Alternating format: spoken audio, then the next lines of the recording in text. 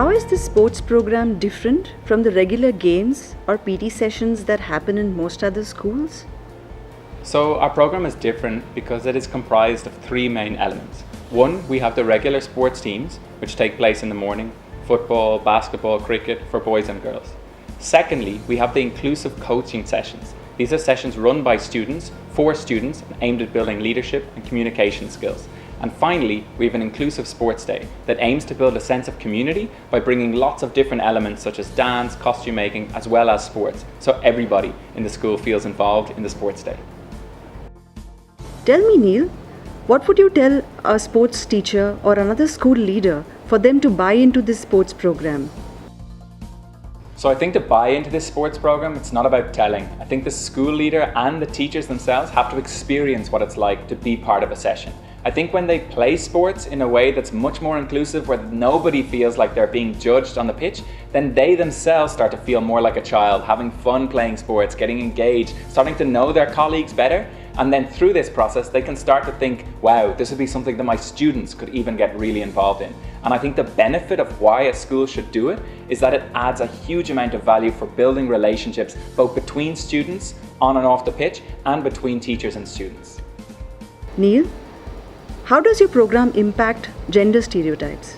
So I think one major way it breaks gender stereotypes is that boys and girls are playing alongside each other, that there is no hierarchy. So a lot of the times, boys think that girls can't play sports that well, and girls feel a little sometimes insecure playing alongside the boys. But in this program, what's valued isn't the fastest, the fittest, or the strongest. It's the person who has the best attitude, the person who includes their peers way better than anyone else. So because we change the scenario of what is valued, then we change the scenario of sports completely. And thus, gender stereotypes start to disappear both inside and outside the field. What are the three mantras for a great sports coaching session? So I think the most important thing is that students are well prepared and that they've designed a plan that's both appropriate for their class, and that they have a really clear sense of how that plan is going to work. There's a great anecdote I can share from this. Bonnie and Sakshi, two students, they had gone up to the hall, practiced with their drills, seen how it worked in reality, so they had a really keen sense of why they were doing what they were doing and how it would look. The second main thing is that during the session, the time management and moving between transition of different drills is made really seamless. This makes sure that the other students involved in the session really buy in to their coaches, even though they are students. And the third main element is that there's a really good reflection done on closing the loop, so that people really start to understand what they're learning from the session, and that it's not just an activity, but a real experience. Neil, so are you saying you don't have a sports teacher? So the students themselves actually run the sessions, but the school sports teacher still is there as part of the session. They might have run exemplar sessions earlier in the term, so students have an idea of what really a best case scenario looks like. And then the sports teacher observes the student, helps them with the planning of the session, and also is there to reflect on whether things have gone well or whether they haven't. Alongside this, the homeroom teacher participates in the session. So we do have two adults who are there observing, making sure the session goes off smoothly, and that they also have the opportunity to play alongside the students. On what basis are the student coaches selected?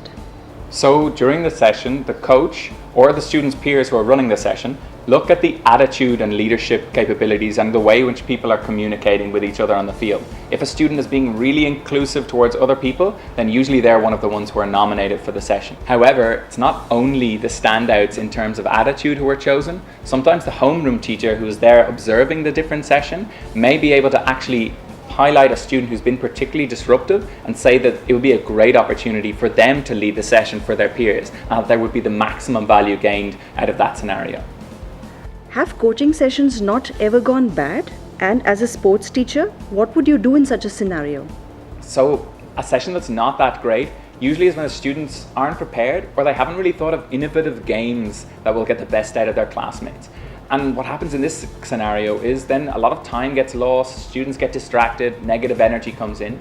So what we'd suggest in this kind of scenario is that the homeroom teacher or the sports coach can actually step in at that moment, maybe take control for the rest of the session, and then also use that as a chance to give reflection to the rest of the class about things maybe you need to work on if you're planning a session. This can help the students as a whole develop better leadership and communication skills. We often get in older buddies from different grades who maybe have a clearer idea of the sports program, and also the students are way more likely to listen to them. This becomes a great opportunity to actually buddy with students from different grades, and then we think that the students can learn from this. With so much academic pressure, do you still have the sports program for the grade 11 and 12 students? So at this age, I actually think it's the most important. So students are bogged down with a lot of academics, a lot of stress, and this can be a huge opportunity for them to both bust that stress and secondly, to bond with their class. Students at this stage are all in individual batches studying subjects that they don't really have many time to gel up together. So this really provides them a great opportunity to say, what are we about as a class? How do we build that sense of community? And let's not forget all of these things about inclusivity that we learn through the sports program when we go out into the real world in college and beyond.